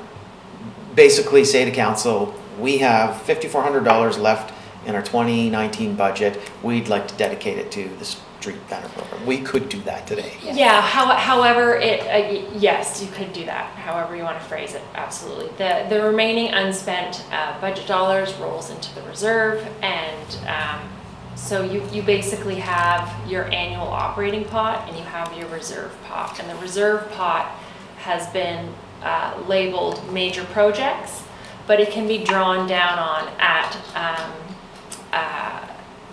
at the direction of council, on the recommendation of the public Of this committee. So if we had a desire to go even richer than $4,500, we could. Yeah. Any But appetite? it does, sorry to interrupt, it does have to be in the financial plan. The district's financial plan. And we have one more meeting to go for this. And we don't know who's coming to us for funds for December, right? Correct. Sarah? Potentially, there could be an application coming in December, but that doesn't urgently need funds, so it could be considered as part of the Public Art Committee's 2020 budget. Yeah, and just so that the committee's clear, if you had granted OurSquamish the full $20,000 ask, we could have maneuvered those funds out of the reserve to support that ask. You wouldn't have been, you weren't at risk. Yeah, the reserve isn't in part of this. I was going to say, the reserve is not up here. And how much is in our reserve? 125, give or take. All right. Okay, I didn't know that. Yeah. Okay, so that makes a bit of difference. So if we say we commit the 5,400 today and we have asks come at us in December, can we go to the reserve? And we can't go to the reserve. Interesting. Okay, understood. Hannah? Back to the banners, just to understand that. If we're being asked to commit possibly to 34,000, is that correct? No, we're not. We're not Just- being asked that. Okay, just to contribute to it, is what we're being asked. No, my understanding is we're not being asked, but this opportunity Is an option. exists Is there- for us. okay, If- so- Yeah. I don't really know how the banner project works. Is that an annual competition? Is there a call put out to artists? Who selects the art? I don't really. So just to give you some background on the competition, last month, I think you missed that meeting, I brought the call for artists to the committee who had a chance to review it. And it is about a 2 to 3 year cycle for the banner art. The banners that are up on Cleveland currently need to come down due to wear and tear and weathering. And so the hope is that they can last up to 3 years. Realistically, it's more like a 2.5 year cycle. And it is a competition that is judged by the Public Art Committee. So the call has gone out? It has not gone Hasn't out gone out yet? due to some conversations that were happening regarding the funding of the project. Okay. Staff didn't want to release the call without knowing it would be going forward. So initially, at our last meeting, you were going to put the call out in November, but this week. Yeah.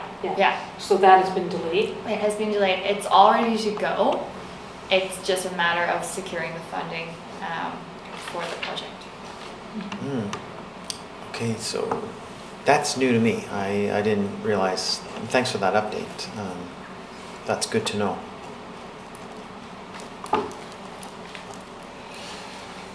Anything else, Anna? Follow up? I guess I just want to be clear again what our opportunity is to help out with this 34,000, with this last 5,400 that we have left. It's an option. Okay. Yeah, it's something we could do if we chose. Yes. Just my mistake on not updating the budget here, but the Public Art Committee had also committed 2,000 to award the artist selected for the banner project. However, that could, looking at where we are now and the dates, that could potentially come from 2020 budget also. Absolutely. That's right. We had Okay. Thank you for that reminder. We had My apologies That's there. okay. But yeah, $2,000 Yeah. to the artist. Peter.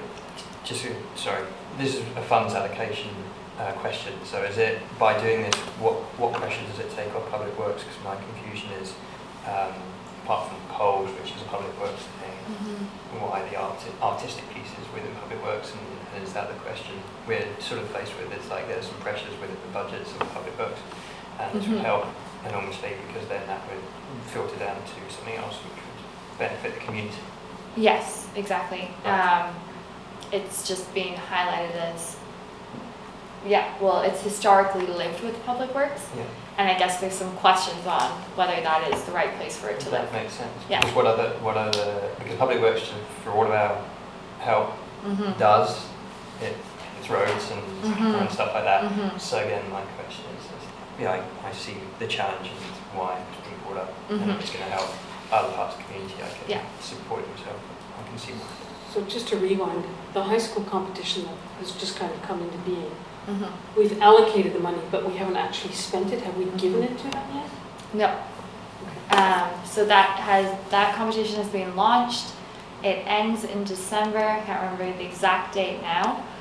So we'll probably be reviewing the applications in January for that.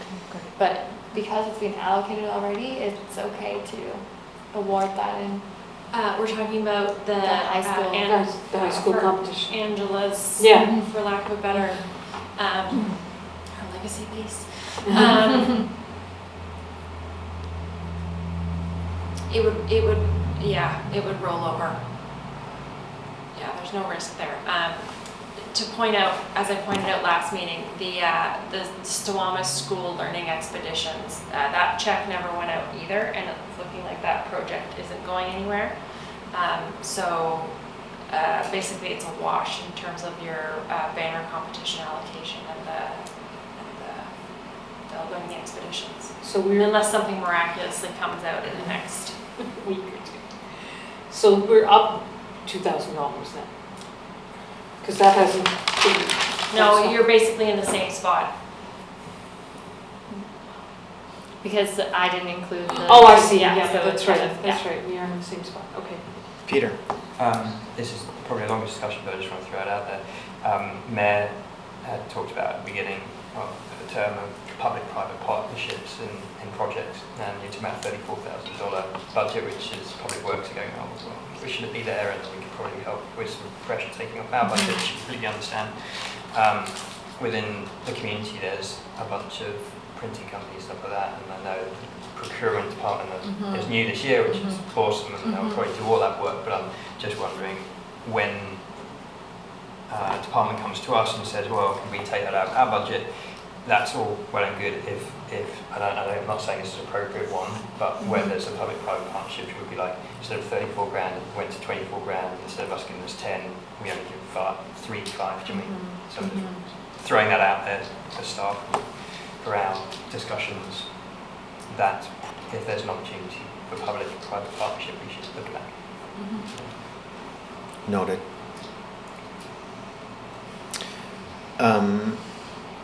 So I'm looking to staff for thoughts on where we go from here. Should this committee look at some kind of motion tonight? Talk to us. That would be preferable, as we could have security and going forward and putting out the call potentially now rather than later. Okay, so with the call on hold, delayed, I don't know, whatever phrase we want to use it, it's behind schedule. Thinking if our committee were to pass a motion tonight that talks about an amount of money coming out of our budget and going towards the street banner program, would that get us in a place of being able to move ahead with the call for proposals? I think so. I mean, there's always the option to run the call for proposals and select the art and then look at the funding afterwards. We also have a clause in the call saying that, you know, the district has the right to cancel the competition, et cetera, et cetera. So there are some, you know, some alternate things that we can do. But I think having a decision from the Public Art Committee moving forward from this evening would be great to have.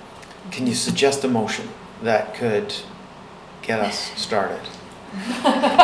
Devin, can you suggest a motion that could? I have one. Terry, could you suggest a motion that we could start working with? Yes, how about that the Public Art Committee commit X amount of dollars to the street banner competition call for artists? Huh, excellent. I Is thought you there- were looking for an amount. Is there- At this point, I would recommend to the Public Art Committee that you entertain the $6,000 remaining of your budget, given the fact that it's November. Yeah. And that 2020 is a new year, and there are new exciting things coming down the pipe. And that a follow-up to that motion, actually, let me rephrase that. If this does not move forward, then the money is not going to be spent, so we don't need to work language into there to protect the committee. Okay. Mhm. Is it 6,000 or 5,400? Oh, Jackie. Making your head spin there. It's just because she said X amount, so I wasn't sure what we should insert in that. Anna? I just want to say I'm totally okay with it. It's public art, it's on public streets. Let's do it. Okay, and is $6,000 We'll be just fine. Okay. okay. Who would like to, Terry? Yes. The motion you just gave us with the figure $6,000 inserted Yes. is the motion that Jackie is putting forward. Okay. So I'm looking for a seconder to Jackie's motion, seconded by Anna. Is there any discussion? I'll call the question. All those in favor? Opposed? Nobody's opposed. It's unanimous, so it carries. Excellent. Now, does that cover everything in the staff update? Have we've seen the staff update, or is there any other staff update you'd like to give us? That's everything. Excellent. Just as we move into the roundtable, I just wanted to make the committee aware that the January meeting date most likely isn't going to work for everybody. Yeah. And that we should have some conversation on that. Because I believe it's January the 3rd. So It's my January 1st. January 1st. Oh, right. Yeah. So I feel like everyone's going to feel pretty good about getting a good day of work under their belt. Sure. I'm writing that down. let's show our complete dedication to public art. Stick with January the 1st. Oh, we might have some staffing issues if we did that. My suggestion is we postpone our January meeting to the second Wednesday, The 8th? Yes, they. Wednesday the 8th. Yeah. Do we need a motion for that, or? I'll be at BIA. Oh, that conflicts with the business Yeah, improvement? it's the second Wednesday in the month. Hmm. I could try and do both. Well, we start at 6:30. What time do they start at? 5:15. I could probably do both, but come a little late if that's all right. Yeah, yeah. I think that's a Always great welcome. compromise if that's okay with you. As long Sarah? as we don't have quorum issues. Ooh, yeah. Well, you know what? We know that in advance, so yeah, I think we can work with If that. everyone that's here can attend on that date, then we will be fine for quorum. Yeah. Well, and let's Plus one right now. let's lobby hard for our student representative Ashley. Ashley to really lock it into her calendar. Okay, so is it reasonable to request that you send out a notice to the entire committee so that they can get that into their calendars now? And it's no surprise as we get closer to. Every month it's a surprise to me. I was like, oh crap, I don't have a ride. Okay, and then, like the day before.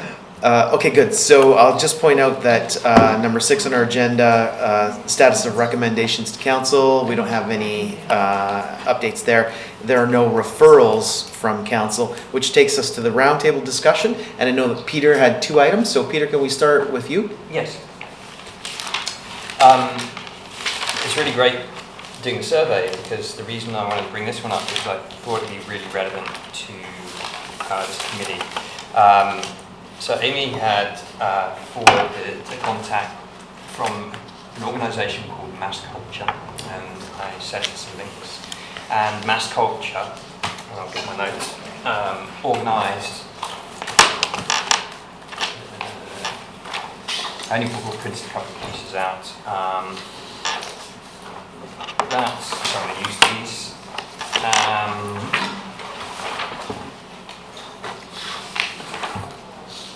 Growing a network to support arts, cultural research across Canada. And on November 24th, there's an event which we're going to hold at Common in collaboration with the Squamish Arts Council. And that event in itself is really cool, and it's a panel discussion which is going to be live streamed directly from the Banff Centre. And it's a panel discussion from the Banff Centre, but we'll live stream it, and then there will be an audience at the Common. And at the end of that panel discussion, the audience in Squamish can ask the panel in Banff some questions. Awesome. And the panel discussion we chose is number 7, which is creative technologies beyond the screen. It's on there, which is, while always acquiring digital innovation, the pace at which creative technologies are extending beyond the screen world is accelerating, impacting design, fashion, performance and production. The panel will explore how novel software and hardware, including advanced robotics, manufacturing technologies, projection, sensing, AI and mixed realities impact the creative sector. In particular, the panel will focus on these techniques, on how these techniques are part of an ever-evolving relationship with audiences. So hopefully people could make that, and Amy has reached out to a bunch of people, or invited people. So that's the event in itself, but the reason I thought very briefly to bring up mass culture is because of how it came about, because they're an organisation across Canada which is an advocacy type group, and there's some notes here if you read the appendix. And the funding came from them in order to support this event to happen. So I thought it was very interesting that there is an organisation out of Squamish which is based in Toronto, but there is a connection with Vancouver, who reached out to the Arts Council, reached out to us to allow basically an arts event to happen, and one that wouldn't normally happen, because obviously we would go, well, you know, let's just do this for free and invite free, because their purpose is to try and encourage this sort of event. So it's a free event, people can come along, and I just thought it was a great collab, and it was a great story, and also an opportunity, because depending how this goes, there could be future opportunities to work with mass culture, and who knows where that goes. So I don't know if Amy's got anything to add to the whole thing. No, but yeah, it's exciting precedent. Hopefully we can do more of these types of interactive screenings, so somebody doesn't have to come all the way to Squamish for us to experience really interesting talks and discussions. So please, everybody come out. And Sorry, what is the date and time again? This was going to be Sunday, November 24th. Oh, okay, great. 1:30 to 2:30, so it's very low barrier event. Everybody can come out and hang out for an hour. Very interesting topic that's affecting the creative sector. I invited the Industry Innovation Group from the district as well to come check it out. And if it goes well, we could see a lot more of this in Squamish. So, Yeah, it's great. Live streaming, yeah. Totally. And the one thing that's really interesting tonight, just to reiterate, is when in the survey results it says number 1, more dedicated spaces and more funding sources. So one of the things that's come up, which is a bit, and I'll put my common hat on the personal, and Amy, Squamish Arts Council and myself have worked together to do some films this summer. Mm-hmm. And I've put on films, and it's very interesting because I personally, in common, will put on an amazing film, and people don't turn up. We invested, again, the common hat on, a bunch of money to basically Squamish's cinema. Like the theatre, the movie setup we have in there is better than you'll have in any Cineplex. So there is the space out there actually, but the second part is sometimes missing, which is this funding opportunity, because you need to pay for things, and Amy can probably speak better to me than about funding. And so this is, again, why it's a pretty exciting opportunity. Yeah, so please come out. Okay, Yeah, for sure. And how is this being sort of broadcast, advertised? Is it going through social media? Yeah, it's on social media right now, but we're hoping word of mouth is going to help us spread it around and see what we can make out of it. And again, this partnership with the Mass Culture, they actually do the marketing, they produce the material, so it's a joint partnership. We work with them, on the ground. The Squamish Arts Council and ourselves are using our network, and then they're using a national network, so to speak, and bring the whole thing together. So is there something on the Squamish Arts Council Facebook page or something that we can share? Yeah. Okay, fine. was that item number 1 of 2? It was together really because it was Okay. an event. The event is the 24th and Mass Culture is the organisation. I know we're short on time, so I didn't want to go into a long Okay. thing. Really, Great. all the information I summarised in some meeting notes that we had with Mass Culture, and also what Mass Culture is, and also what the what's it called? I've got to remember this name. Yeah, such a long one. A bit like the Arts and Culture Strategy. It's Arts, Culture and Digital Transformation Summit. It's a 3-day summit in Banff, and we're just screening one panel discussion from that I was 3-day going to say, I see summit. 3 dates on it. Yeah, Okay. so this is Okay. what the summit is about. Great. Very exciting. Very exciting. Thank you. Thanks, Peter. Anybody else? Catherine? Just personal stuff. I have a show that's just opened up at the library, my mosaic work, and there's also a painter there whose name I can't remember right now, so I'm sorry. But it's been a lot of fun getting that up there. So if anybody wants to go and see some mosaic work, where I'm trying to take it, it's there. Do you have an opening or? There's gonna be an opening later this month, so I'll let you know. Is this the lobby? Yeah, the foyer. The foyer foyer, art yeah. gallery Yeah, all my at the stuff's in library. the cases. So they're moving, they used to have the openings at the beginning of the No, it's just that we weren't organized until they gave us the option of having it later. Which is good. Yeah, because I had lots of deadlines in the last couple of weeks, and I couldn't even think about anything else. So, Great. Anyway, yeah, if you're in the library, go check it out. I haven't been yet, so To the I have to library. get my butt over there and have a look. Well, it only opened yesterday. so- Yeah, literally just opened. Yeah. Okay. Well, congratulations. That's very Well exciting. Thank you. Yes. I look forward to seeing Lots it. of cement at home. Jackie and I'll come back to you. Jackie, go Oh, ahead. sorry, you go ahead. Oh, no, I was Nope. clapping. You're, Oh, Yes. you're up. Thank you. 2 or 3 meetings ago, we talked about the definition of this committee and how we define ourselves in our terms of reference, et cetera. And sunset clause, for lack of a better term. And we talked about reviewing it in November and December. And so I didn't see it on this. Is there a specific reason, or are we pushing it off? We didn't get to it. Okay. It's biggish. It's biggish, okay. And when when we have our agenda planning discussion for December, it'll be one of the things that Okay, we'll just wondering we'll what happened discuss. to it. It seemed to, and then the other one is the reconciliation order for that. Just those 2 items to bring forward. Yep. Good. Peter, you have another one for us? Sorry to hop the I brought some publication for me.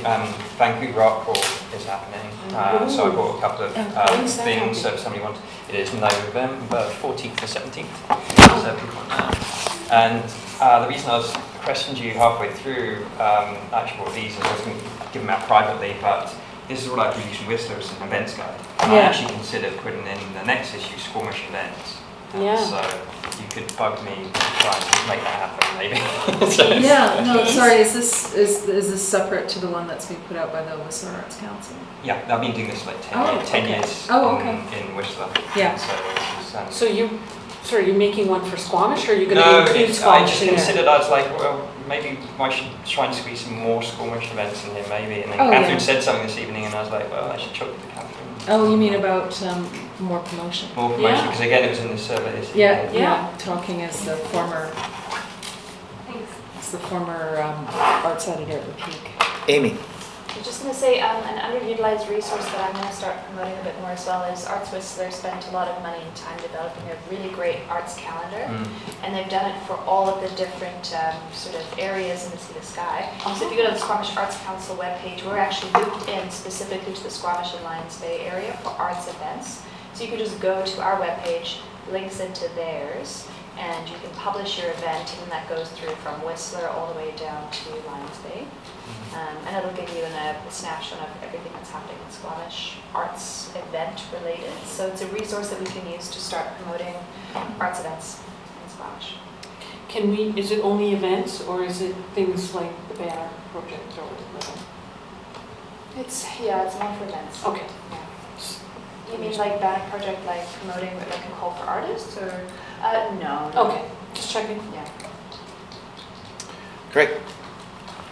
Zara? Just one thing, just a reminder to the committee, if you ever do want a slot on the agenda, try and let us know in advance, maybe about 2 weeks before the meeting, so that we can allocate a time on the agenda if you ever want to talk about anything. Or I know we used to kind of do like a speaker of the month kind of a thing before, and maybe that's something we can look into, or if we have the time for it, and if the committee has the appetite to do that. Great. Any other final roundtable items? No. Okay, great. So that takes us to item number 8, termination. Need a motion to terminate the meeting. Moved by Amy, seconded by Catherine. All those in favor? Motion carries unanimous. Thank you. Have a great evening.